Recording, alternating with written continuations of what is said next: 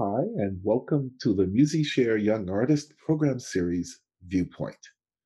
Today, I have the honor and pleasure to talk with Richard Myron, whom I've known since my years at the Juilliard School, where he earned his Bachelor of Music and Master of Music as a student of Homer Mensch and early music with Albert Fuller. Currently residing in Paris, France, Richie is a founding member of the Freiburger Barockorchester and Consort and has performed with Les Basses Réunies, Ensemble Mosaïques, and many other ensembles throughout Europe and the US. He is professor of contrabass and chamber music in the early music department at the Conservatoire National Supérieur de la Musique de Paris and gives master classes in conservatories throughout France, Switzerland, Canada, and the United States. Richie is a native of Brooklyn, New York. So, with that, welcome to ViewPoint, Richie.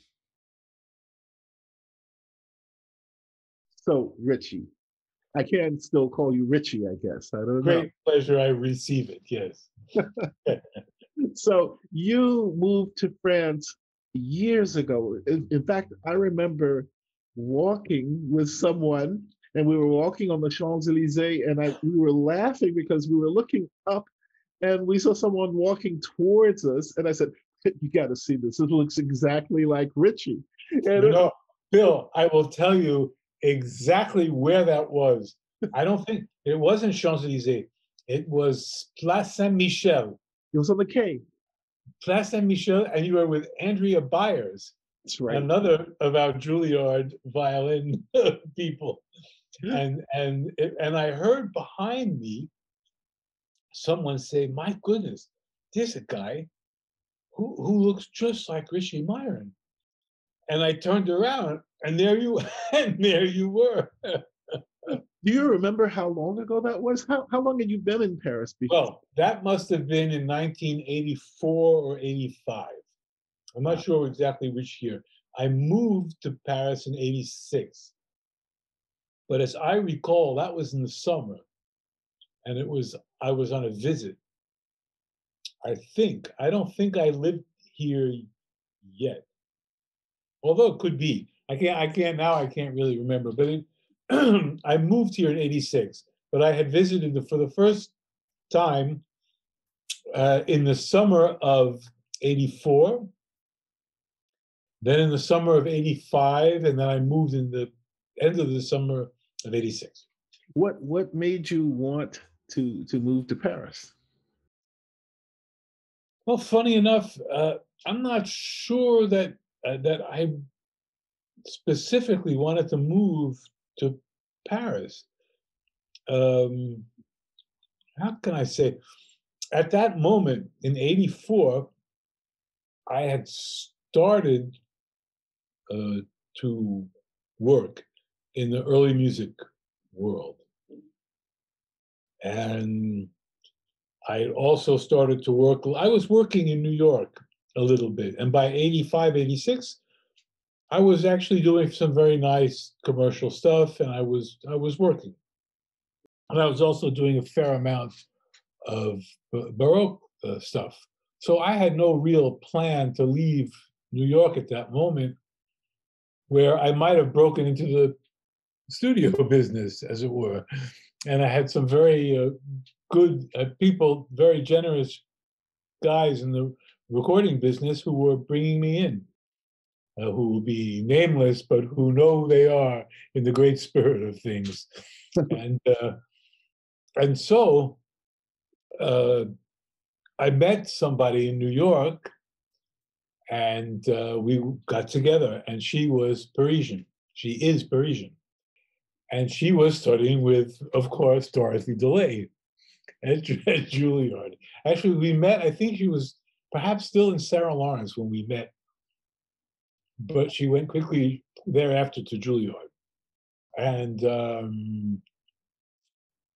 we met. She was the roommate of someone who I had done some gigs with or something like that, some concerts. And so we met like that, and we got together, and came 1986 for reasons that both of us had, some family reasons, some adventurous reasons, some looking for something new reasons, and a sort of carefree attitude when you're that age, I suppose. I said, well, okay, then let's move to Paris. So we got married and we moved to Paris. And so that's how I came to Paris, because that's where she's from. And that's where she came back to, because there's family here, and there were circumstances at that moment. So immigrating to Paris wasn't that difficult for you? In a certain sense, it was less difficult for me because there was a family structure Right. that was created around me.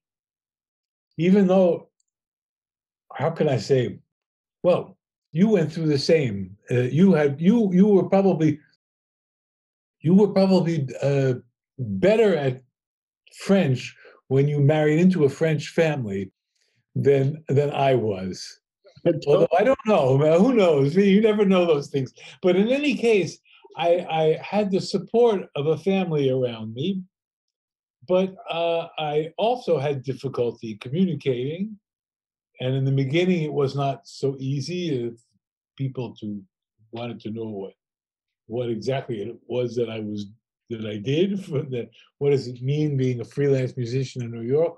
Why did you come to Paris? The whole thing. And I said the same to them as I came because I got married to your daughter, and that's why we came here and thought we could make a life here.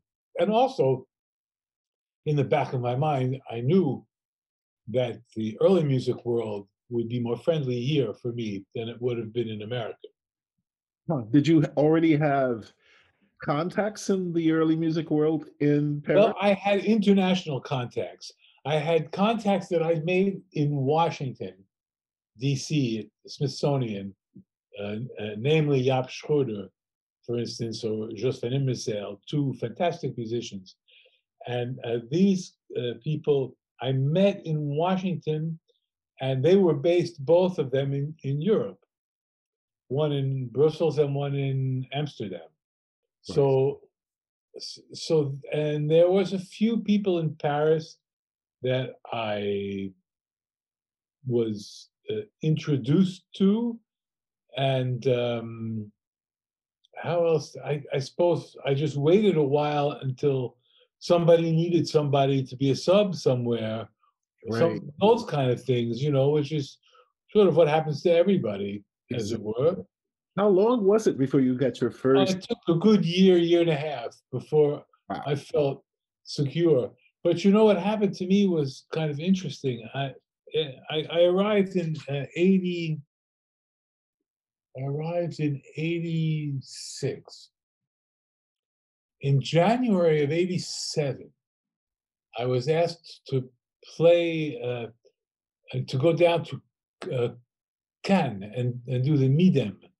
Did you ever do that in your years in France? Do that. And the Midem is a media fair, and so all the Radio France is very big there.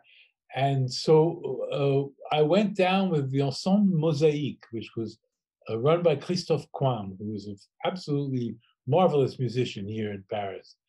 And there I met a violinist from Freiburg who invited me to come and play in his ensemble, a guy who's now quite well known, as well as a conductor named Thomas Hengelbrock.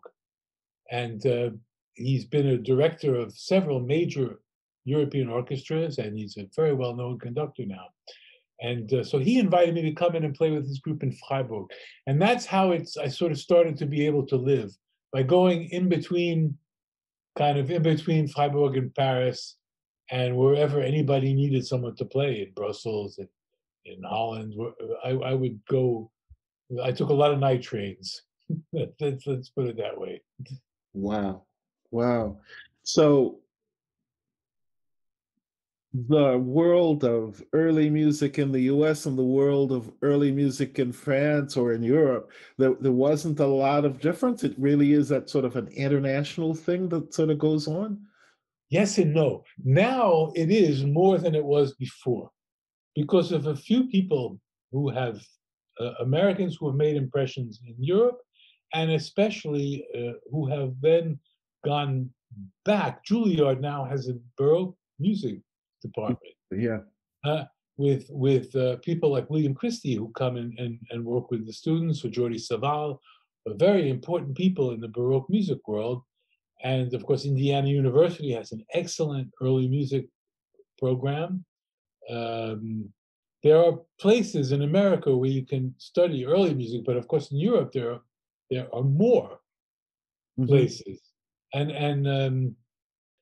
how can I say, in Europe, in Europe it's a much more in America, let's say in America, it's a much more academic pursuit in a certain sense, and in Europe, it's a cultural phenomenon. Hmm. You hear Molière and Lully played and sung and recited in 16th and 17th century French, and so here you really hear what it. You hear a Bach motet with a choir that comes from Leipzig, and even though the accent is of course completely different than it must have been in Bach's time, it's certainly closer than anything I know about. So when I had the chance to play the Bach motets in Leipzig, in Bach's church, with a choir that had at least half of the members from Leipzig, I didn't let that experience pass me by. And in America, I would have had a hard time having such an experience like that. So of course, however, in America, you have the American freelance work ethic that is, of course, highly different than the French freelance work ethic. You know all too well, uh, and um, and so America has been able to, North America, because Toronto Tafelmusik is a wonderful ensemble, and there are great Baroque ensembles now all over North America and South. I mean, it's a global phenomenon now, but I would not say that it was an international thing, except for the fact that there was a large amount of of interplay between European artists coming over to America, and mostly at how would you say, at uh, the great idea behind it all was formed by Albert Fuller, who was, as you remember him, the harpsichord teacher at the Juilliard School when Right. we were students there. However, Bill, I can just as a sidebar say that I remember incredibly well the New York String Quartet and I playing harpsichord concertos for a man named Fernando Valenti on Cooper Square in Manhattan many, many, many years ago. And Albert Fuller is the man who replaced Fernando Valenti as the harpsichord teacher at Juilliard. And so Albert is the guy who brought all of these people over to America, and was he had been to France. He knew Lully's music. He was an amazing guy, and Wow. he was the one who got me into the. I'll wait for your question about it, but he was the one that got me into playing Baroque music. Okay. You're a student, you're a bass player, you're, I don't know, in Nebraska. And you have this dream of wanting to play Baroque bass. I guess like you can say that. What would you, how would you guide that person? What would Well, you say to that person? excellent question, actually. The, the first thing the first thing to do is to, well, I suppose that that's already been done, but listening to recordings and going online and watching because now there's films online of the great European ensembles playing in concerts all over the place. And I mean, you can see them now with the great conductors, Bruggen and Harnoncourt and Christie and Saval, Koopman, the leaders, the Keuken family, the Keuken brothers, the leaders in the field, Verena Jacobs. I can think of Jean-Claude Malgoire. There's plenty of people like that. And they're all online, and you can see the stuff, and you can see what it's all about. Then I would say do a summer academy, for instance, in Toronto with Tafelmusik, or in San Francisco with the American Bach soloists, or in University of Massachusetts with the Amherst Bach, the Baroque Festival. There are places to go to for a summer course. And in Toronto, for instance, the Tafelmusik course, they make it really easy for you. I was there for 6 or 7 summers, and then they have a new bass player, wonderful bass player, who will be the new teacher there, a young English woman who was a terrific player and will have lots of interesting things to teach. And you only would need, people would only need to inquire about that. But if you go online and you tap in Baroque bass academies or things like that, you always get moved to some site somewhere that can be a start. And then there are programs. Then there's Juilliard. There's well, not too many others, but there are Peabody, I think, has a program. There are programs all over the country now. So would you suggest, for example, that they venture to come to Europe to do a course? In the end, they could do that as well, because there are excellent courses in Europe as well. It's a bit of a bigger investment for them, of course, but the payoff is quite, how can I say, in French we say rentable.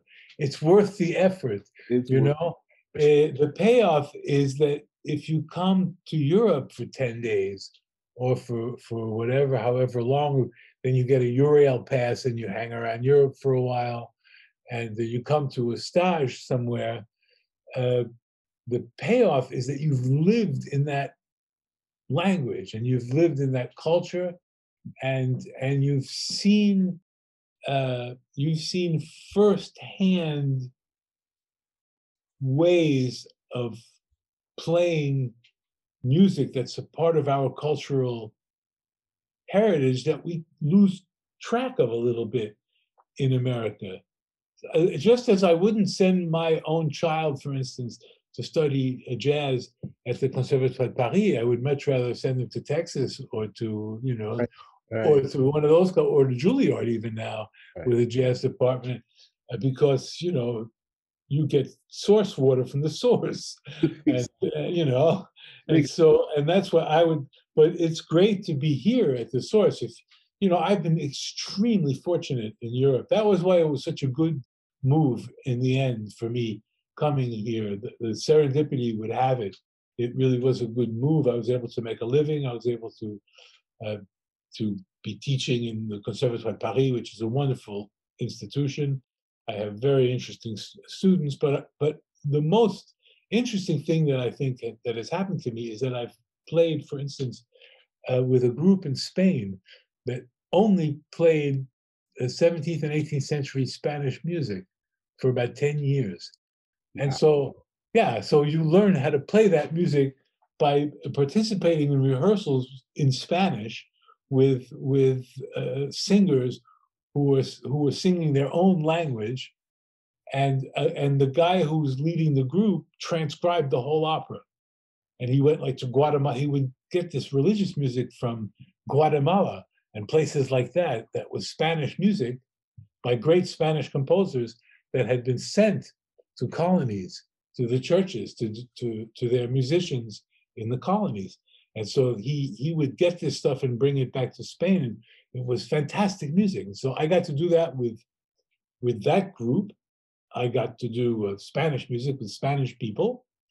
I played for about 6 years in Freiburg, the Freiburger Barockorchester, which is a wonderful orchestra that's one of the best in the world now. And I was able to play Bach with them and play Muffat and Bieber and fantastic Buxtehude, fantastic 17th and 18th century German music with Germans. And so it was a fantastic experience, learning how they work and learning why does that music sound like it does, and then saying, well, because why? Because it couldn't sound any other way. That's just how it is, you know. And so it was a wonderful experience for me. It was great. I've learned to play French music, Rameau, in the Garnier with a huge Rameau orchestra with Bill Christie. So, I mean, how can I say that I've not been very fortunate with that kind of apprenticeship? And now I do what I do in much smaller settings, because at my heart, I'm just an old rock and roller, and I want to play chamber music. Rock and roller from Brooklyn. Okay. You know. You've talked about language, you've talked about working in Spain, you've talked about working in Germany, all over the place, France. I mean, you know, you know these languages to be able to communicate. Well, you have to be able to communicate a little bit. You don't have to be able to, I don't have to be able to read Cervantes, but I have to be able to go to a restaurant, and I have to be able to go to the bank. You know, in those days you had to change money, and, you know, had to get on the train, and how to order in a restaurant if you want to get a good meal. These kind of things you have to learn, and also to be helpful in a rehearsal. You know, you don't want them always to be translating for you. So you try to, I used to call it rehearsal languages, like in Dutch. You know, I could speak rehearsal Dutch. You know, anything you want to say to me in a rehearsal, I can understand. I can do the numbers, you know, and all that stuff. So it was okay. In Belgium, you half Dutch and half French, but you learn in a different way in Belgium. I played with wonderful musicians in Belgium, and most of whom were educated, Jesuit educated in Belgium. And that's a whole different way of working, not like France or like Germany. Yeah. And so it's been really a great education for me to be here and after all 4 of my grandparents were born in Europe. I'm not that far away from European roots. Well, I remember my first rehearsal in France. I spoke no French besides we know. I could count maybe to 4. I remember the struggles that I had through all of that. Do you remember your first rehearsal? Well, what I remember the most is, yes, what I remember the most is that I understood a little bit. I came in the end of August, and I'd had a bit of a crash course in family situations where I was hearing a lot of French, and I would watch. Funny enough, I remember very well. I would watch Star Trek reruns. You did that as well? Yes, in French, of course, because we knew all the stories, and so we knew, we knew what they were going to say even, and so hearing it in French, it sort of, how can I say, it was part of the effort to decomplex the fact that French was a foreign language. It was no longer a foreign language for me. It was going to be my principal language in my day-to-day life, and so I had to get that idea out of my head that it was a foreign language. That was difficult. I found that after my first rehearsals, I was unbelievably tired. And it was, of course, because I was translating all the time. Right. And you know how tiring it is when you come to a new country and you first hear the language. You're translating to yourself all the time. before that stage goes away and you can just open your mouth and make sense, you know. But in French, I found, for instance, that I was able to express myself before I was able to understand what the answers were. And that was also quite frustrating, That you can be know. dangerous. It's dangerous if you can, yeah, because, you know, musicians, we have a little bit of an advantage over some other species of strata of society. Uh, for us, language is pitch and rhythm, not unlike music, and so we can fake languages before we can even understand them. Yeah. And it's a dangerous thing. So it took me a while to get all of that stuff together. But then after a while, it all came. And I was also working a lot in Germany, so I was learning German at the same sort of like street. You know, I was learning non-academic kind of German, where if I have to read a German article in a musicological article or something, it takes me a week to read 3 pages. I mean, it's just horrendous. It's a language that's very complicated to read and write, but it's not so complicated for me to understand. And so, you know, I was learning that, and I was getting it all mixed up, and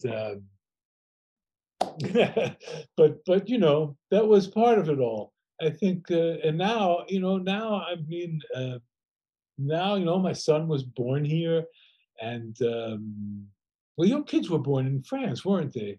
Exactly. Yeah, so the you know, but my son stayed, although he did spend a year in Brooklyn.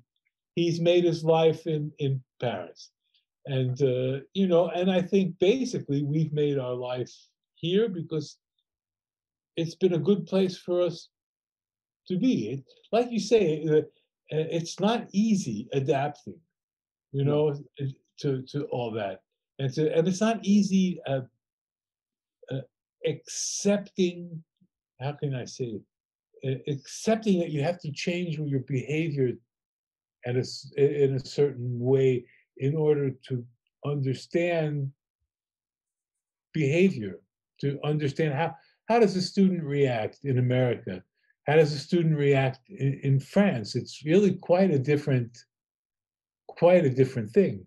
When you start talking about students and teaching, I remember when I first started teaching in France in Levallois, and I remember how difficult that was. And the translating, as you're talking about in my head, Of everything course. was just, I mean, it was like, it was crazy. Well, you know, I find that is part of it, of course, but I find also a very interesting. I find a very interesting thing about teaching here, and how can I put it?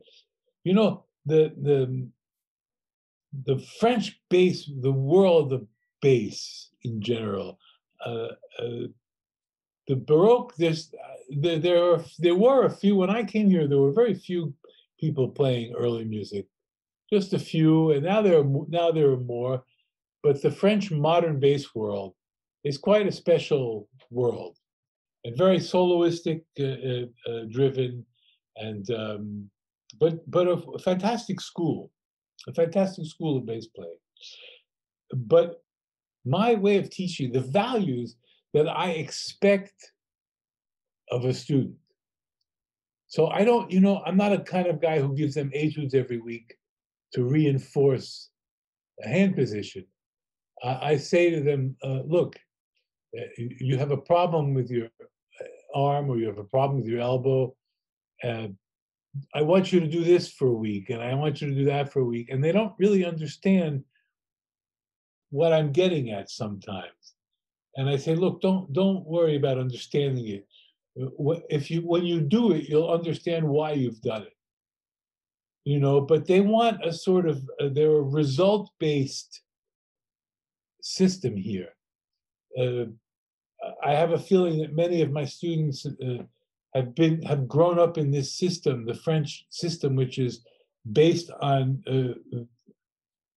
the result that you get. I'm not sure how much the process of getting there is as important as the fact that you have to get there.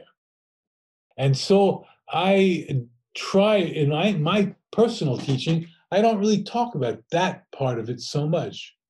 You know, I say to them, as I believe personally, very profoundly, when you don't interpret music uh, in the sense that, as Stravinsky said, music interprets his thoughts already. So don't interpret my interpretations of my thoughts. This is a very interesting concept.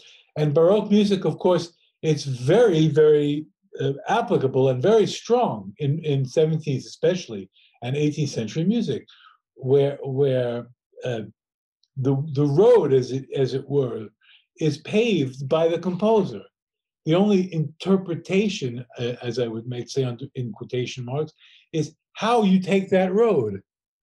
But you are surely going to take that road, that road, because that's the road that's been traced. You can't interpret that you can go this way or that way. You have to go this way. Do you go fast? Do you go slow? These are the things that, okay? So this is how I try to teach them. They have learned in their past, perhaps, and the same time it takes me to try to explain this to them and say, look, I'm not going to tell you how to play this. I'm going to tell you how to play it. And then you show me how to play it. And okay, and then so that goes over some heads, but not all. And I go at it that way. However, they are often that same time that I take to tell them this, they have often taken with another teacher 1, 2, 4, 1, 3 shift. Eighth note equals 108, slur, etc., spiccato, and this kind of note for note roadmap of how to play a piece. And I much prefer allowing a student to make his own roadmap. So I've run into a little bit of how can I say, a little bit of misinterpretation or miscomprehension from students who don't get my way, but after a while they get it. I mean, I you know, after a while they either get it or they go on to someone else. But now when I came to Canada to teach, and they were mostly North American students, I had to let them play a little bit more than they were used to. And so that broke down a few of the barriers. And, you know, sometimes I have the feeling they were used to playing a phrase and then waiting for what was wrong with it, or waiting for a judgment of it. But I would force them to go and play more and play for me. And so this was an interesting, you know, I sort of try now in either situation to, I'm hoping to come back after the plague, as it were, after the virus plague. I'm hoping still to come back to North America and do a few. I have a few invitations standing from some of my friends who are teachers in America, so we can, you know, so I can come and do some master classes as well, and still come back, because it's, and now it's become a kind of a unique fusion of well, you've got to let them play and you've got to let them play music, and yeah, but you can't let them play badly. You have to also make the groundwork and make it stick. So it's been an interesting ride for these 30 some years. Wow. 30? That's how long it's been? 34 years, 34 years, because we're in 2020. So yeah, 34 years that I've lived here. Longer than I lived in America. That's amazing. That's amazing. Funny. I have a former student who has a group. I don't know if you've run into him, Julian Chauvin. Yes, of course. Of course. He has a very well thought of group and is a very interesting guy. And is, yes, he's a former pupil of yours. Yeah, Julien is a group that's very, very well thought of. And he, as well as a concert master leader, has been very, very well thought of. You had him in Levallois. No, this was in Fontainebleau. Ah, okay. He grew up there and asked me if I would teach him when I taught at Conservatoire du what was it? Du Centre, Conservatoire du Centre. Ah, okay, in Paris. So, and so he was a student of mine there. Wow. Ah, okay. Yeah, Julien's done very well. Well, Monsieur Myron, it is Yeah. a pleasure to sit and find out about all of this stuff with you. And Thank you, Bill. It's great to see you, and I wish you and all of your family and friends at least a safe and happy end to the year. I have a feeling that we'll be back at least to some sort of how can I say, some sort of performing based life again in 2021. I'm counting on spring of 2021 to get back into the world and start playing again. And best wishes to all of you and yours. Thanks for asking me to come on and help you out. And thank you, sir. see you Pleasure. next time. Cool. Bye-bye.